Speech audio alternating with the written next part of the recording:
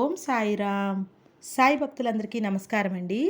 మీ అందరూ సంతోషంగా ఆరోగ్యంగా ఉండాలని, సాయినాథుని ఆశీర్వాదం మనందరికీ ఉండాలని మనస్ఫూర్తిగా ఆ సాయిని ప్రార్థిస్తూ ఈ వీడియో మొదలు పెడుతున్నాను. ఇక ఈరోజు వీడియోలో బాబాగారు చెప్పేటటువంటి సందేశం ఏమిటంటే, తల్లి, నువ్వు నన్ను అస్సలు పట్టించుకోవడం లేదు కదా, చూసి కూడా చూడనట్లు వెళ్ళిపోతున్నావు కదా, ఆగు బిడ్డ, ఈరోజు నీ కోసమే ఈ శుభవార్తను తీసుకువచ్చాను, ఆనందంగా స్వీకరించు అని బాబాగారు చెప్తున్నారండి. మరి బాబాగారు ఏం చెప్పబోతున్నారో 2 నిమిషాలు విందామా? అంతకంటే ముందుగా మొదటిసారి మన ఛానల్ చూస్తుంటే ప్లీజ్ సబ్స్క్రైబ్ చేయండి. వీడియో కనుక నచ్చితే లైక్ చేయండి, షేర్ చేయండి. మరి బాబాగారు చెప్పాలనుకుంటున్నటువంటి ఆ సందేశం ఏమిటంటే, తల్లి, ఇప్పుడు నీ మనసు పూర్తి గాయాలతో, నీ బాబా మీద కోపంతో కఠినంగా మారిపోయింది కదా, అది నాకు కూడా తెలుసమ్మా. నువ్వు ఈ కఠినమైన బాధలను ఒంటరిగా భరిస్తున్నానని భయపడిపోతున్నావు కదమ్మా. బాధపడకు బిడ్డా, నీకు తోడుగా నేనున్నాను కదా.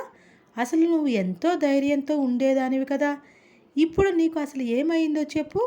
అసలు నువ్వు ఒంటరివి అని ఎందుకు అంతలా బాధపడుతున్నావు? నేను లేనా నీకు?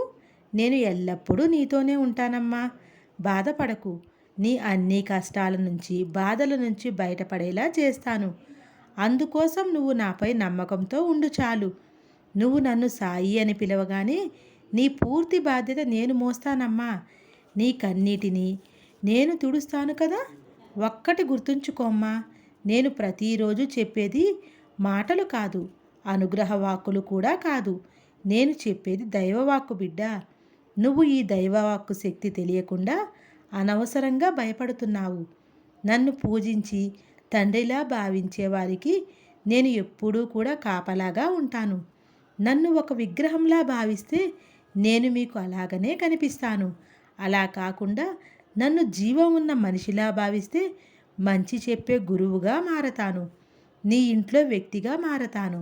నువ్వు నన్ను గురువుగా అనుకుంటే నీకున్న అన్ని కష్టాలను, దుఃఖాలను నేను తీసుకొని నీ జీవితంలో వెలుగునిచ్చే దీపంలా మారతాను.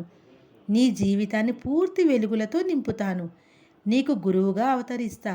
మరి ఇదంతా ఎప్పుడు జరుగుతుందో తెలుసా? నీ సాయి చెప్పేది దైవవాక్కు. ఇది తప్పక జరుగుతుంది అని నువ్వు నమ్మితేనే ఇవన్నీ జరుగుతాయమ్మా. నమ్ముతావు కదూ? వెంటనే నీకున్న భయం తీసి విసిరిపారేసేయి. నా బాబా నాకు ప్రమాణం చేశారు, ఇక నాకు ఎలాంటి దిగులు లేదని భయానికి చెప్పి నువ్వు ధైర్యంగా ఉండు. అప్పుడే నువ్వు ఆనందంగా జీవించగలవు. నువ్వు నా వాక్కును ఎలాగైతే తీసుకుంటావో అలానే ఫలిస్తాయి. బాబా ఏం చెయ్యలేరు అనుకుంటే నేను ఏమాత్రం చెయ్యలేను కదా.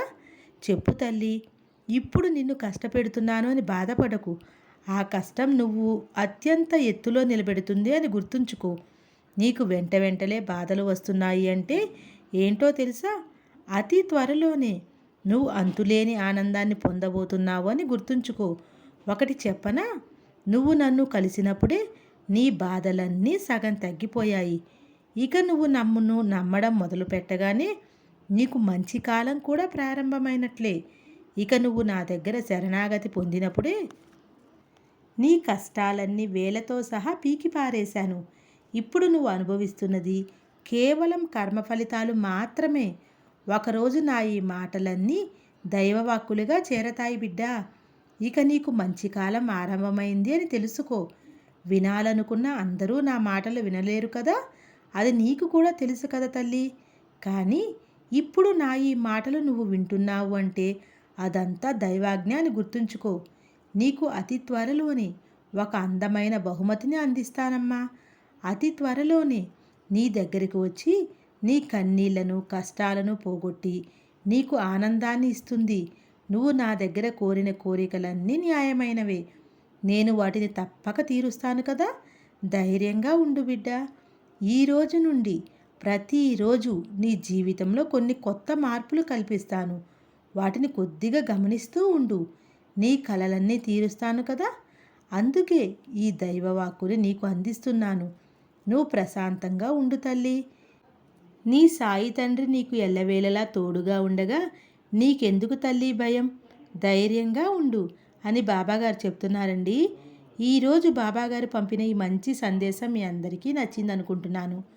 మరి ఈ సందేశం మీ అందరికీ నచ్చినట్లయితే ప్లీజ్ లైక్ చేయండి, షేర్ చేయండి, సబ్స్క్రైబ్ చేయండి. ఓం సాయిరామ్.